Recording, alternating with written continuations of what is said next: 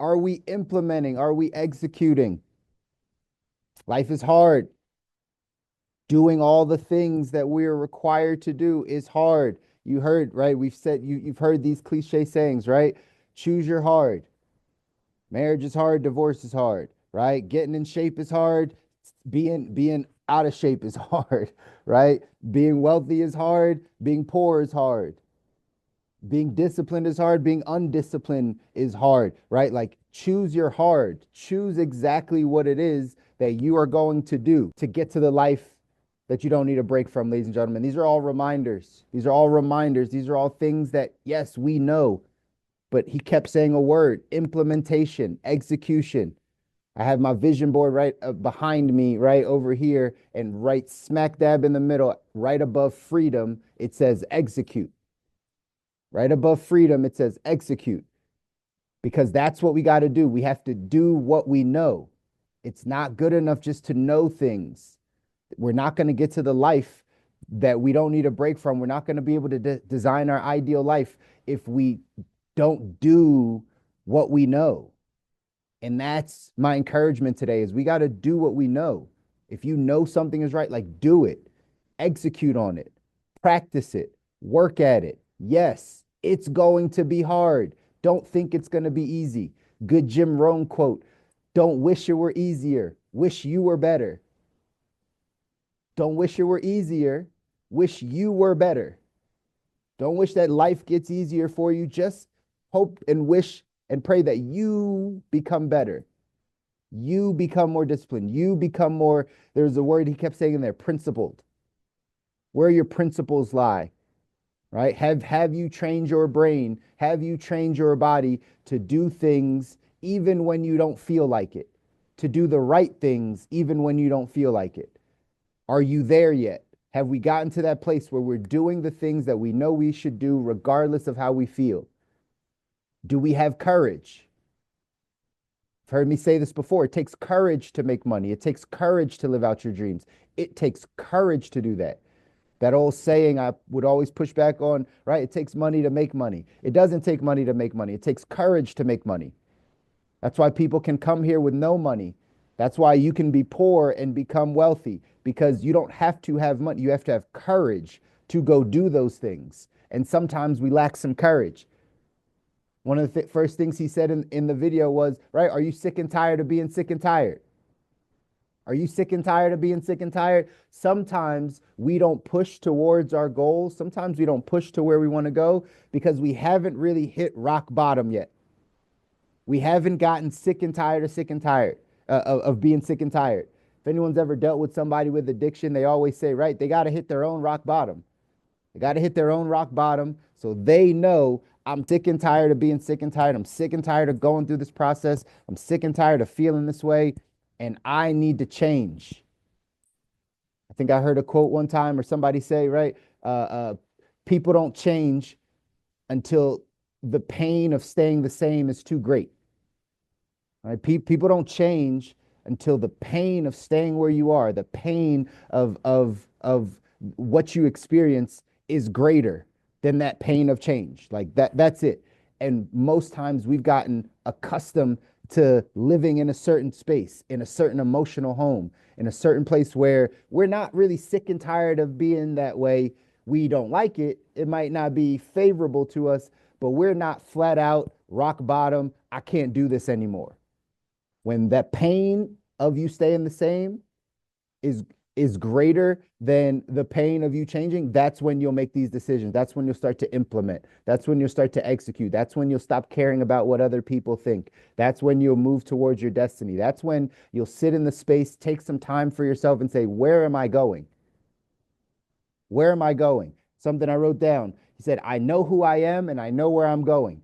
Do you say that to yourself? That might be a great affirmation for you. It might be a great thing to say to yourself over and over again.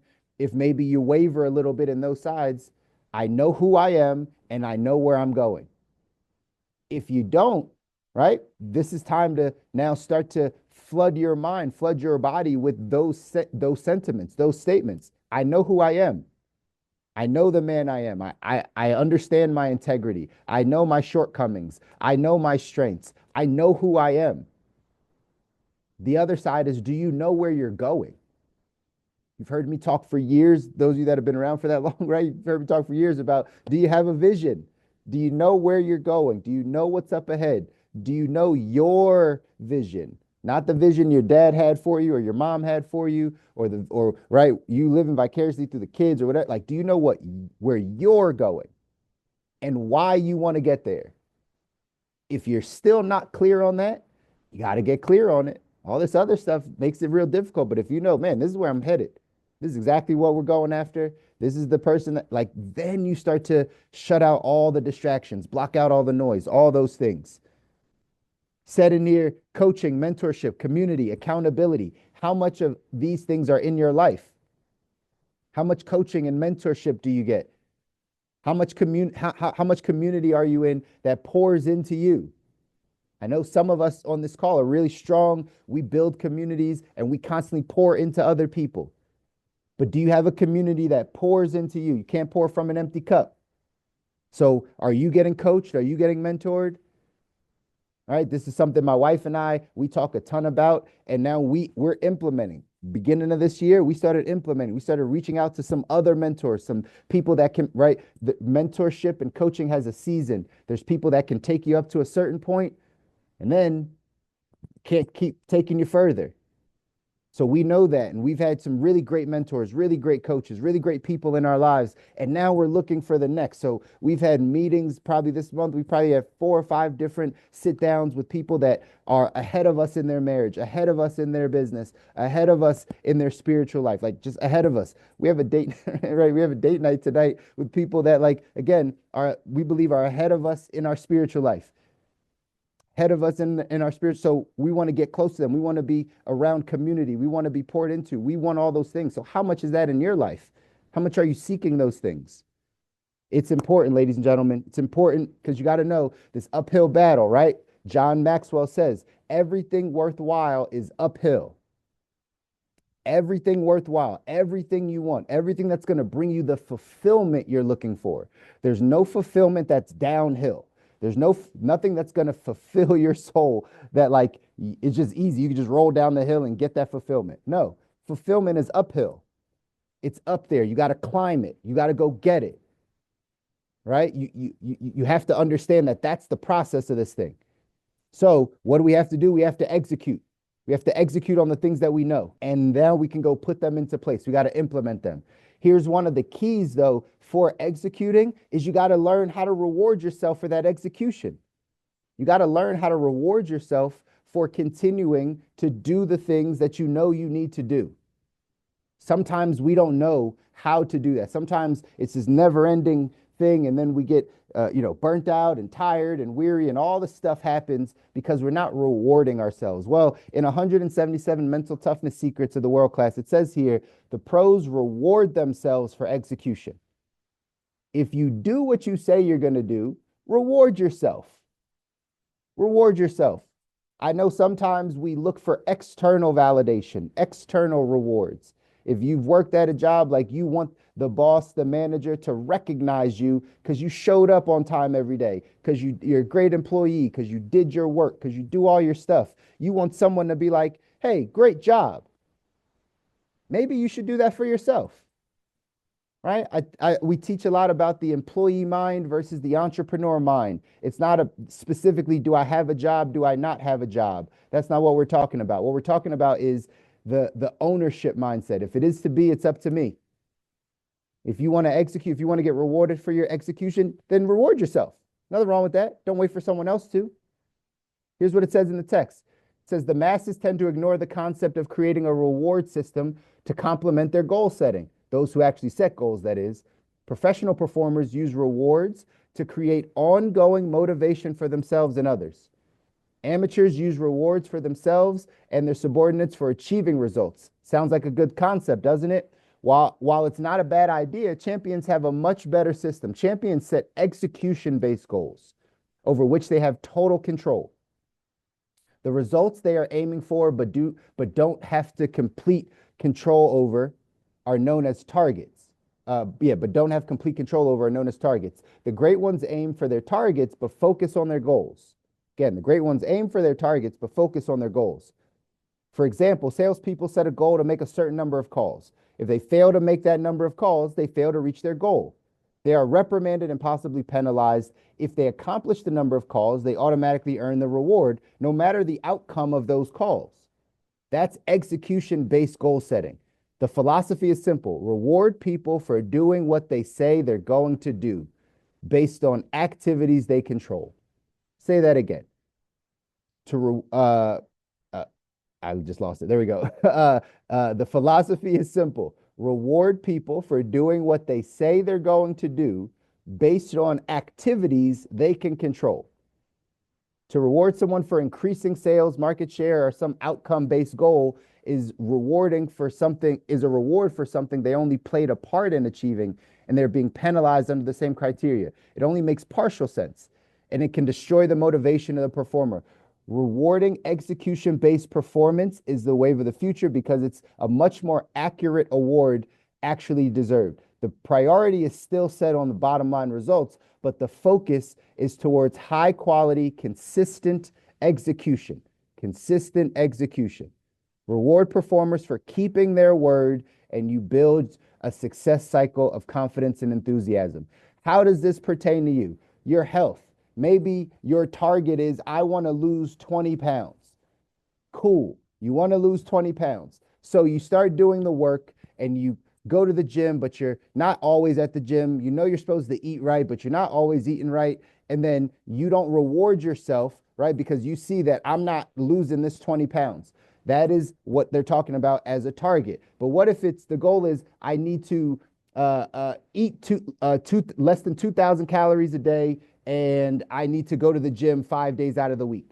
Regardless of what the outcome is, regardless if you actually lost the weight, you can reward yourself because you know you ate less than 2,000 calories in the day and you went to the gym 5 times a week. Those are actionable steps that you control. And because you control it, you can reward yourself, not for the outcome, not for losing the 20 pounds, but to say, hey, I've been consistent at showing up to the gym 5 days out of the week. I've been consistent at monitoring what I eat every single day. Therefore, I'm executing on what I said I was going to do. Regardless if I'm up 10 pounds, down 10 pounds, it doesn't matter. I'm consistent in what I'm doing.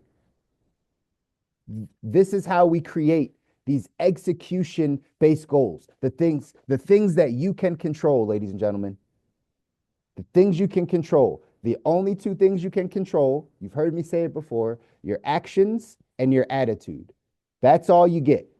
The outcomes, the way that things go in life, right? The way the dice rolls out, right? The way things happen, the way people treat you, right? What other people are doing. You can't control any of that stuff. What you can control is your actions, what you do with your body. No, you are not a robot. No one is controlling you, right? No one's moving your arms and limbs and walking you. No one's doing that. You control that. And then your attitude, how you think about things, what it is that you choose to allow to affect you. You control that. So if you set some goals around your actions, then you can reward yourself for doing the work. That's how we get to this execution-based goal setting. That's how we continue to build the momentum we need to design the life that we don't need a break from. If you said, I'm going to read 10 pages of a book every day, then do it. And at the end of the month, when you're like, man, every single day I read that book, I did what I said I was going to do, give yourself a reward. Maybe it's an ice cream sundae. I'm joking. I don't know how you would reward yourself, but you know, right? Reward yourself with something. Be like, man, I deserve that. Why? Because I did what I said I was going to do. That's how we have to start training our brain, ladies and gentlemen. Remember, this is us getting into the mental gym. The title of this book is 177 Mental Toughness Secrets of the World Class. Like, this is how we train our brain. So maybe you've never trained your brain how to reward yourself for executing. Maybe you've only trained your brain on how to hit the goal, how to get the number, how to do the thing, like whatever the thing is. Maybe that's how you train your brain. Now, maybe we need to rewire some things. Remember, if you change your thinking, you change your life, right? So if you change how you think about things, the outcomes change. So maybe this is a small shift, a subtle shift in how you're thinking to learn how to reward yourself for executing. Reward yourself for doing what you said you're going to do, regardless of what the outcome is. This is going to help you have the momentum to go off and design your ideal life, ladies and gentlemen. This quote here says, the goals, targets, and reward system is the wave of the future. Goals are execution based, targets are results based, and rewards are based on the successful completion of the goals, not the targets. This subtle shift in performance philosophy has the power to launch a performer from middle class to world class results. If you just say, hey, I'm going to reward myself for my ability to execute, not for what the outcome is, not for some of the things I can't control. I'm going to reward myself for the things I can control. And on the other side, if I don't do that, then I don't reward myself. It's two sides of the coin, ladies and gentlemen. It's two sides. I would teach this when it comes to money. Sometimes people are not at the best cash flow place. They got some debts, they got a little bit of things, but they want to go take this vacation. They want to go to this thing. They already had their mind set on the reward. Well, I try to teach people that, hey, if you set yourself some specific goals, we're going to save $150 a month. We're going to save $200 out of every check. We're going to save whatever, we're going to get out of this debt by X amount of time, right? Like whatever the goal is that we can keep ourselves accountable to, then we get a chance to reward ourselves with the thing. But if we don't do what we say we're going to do, then we don't deserve the thing.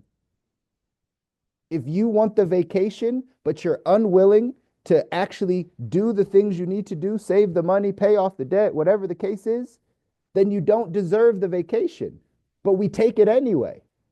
So we don't have this rewarding system for ourselves. We have a do whatever I feel like doing, regardless of the results, regardless of my actions. This is not how we get to world-class level, ladies and gentlemen. This is not how we get to the life we don't need a break from. You reward yourself for executing. You do not reward yourself if you do not execute. It's that simple. I know, easier said than done. But if you practice this stuff, it'll change your life. It'll completely change your life. The action step for today says, take your number one goal for the next 90 days and convert it into a target.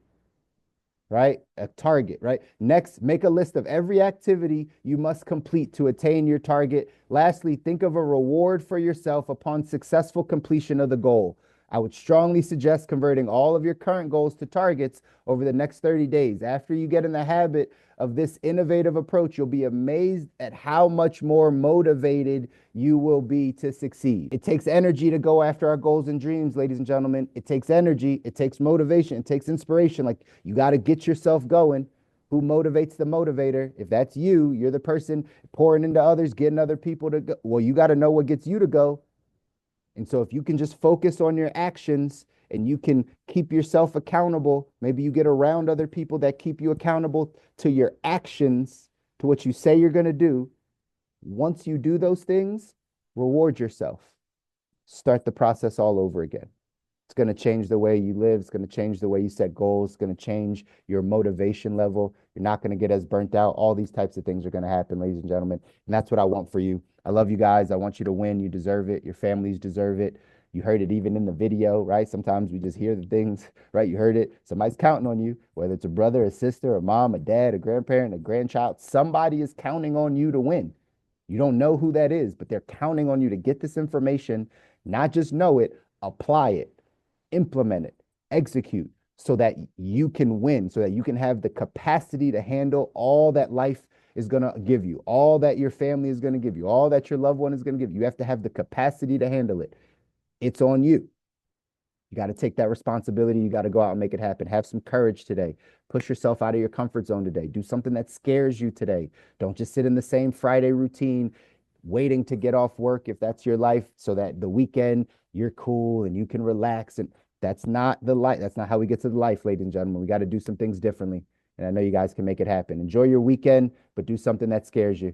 I'll see you guys on Monday. Take care.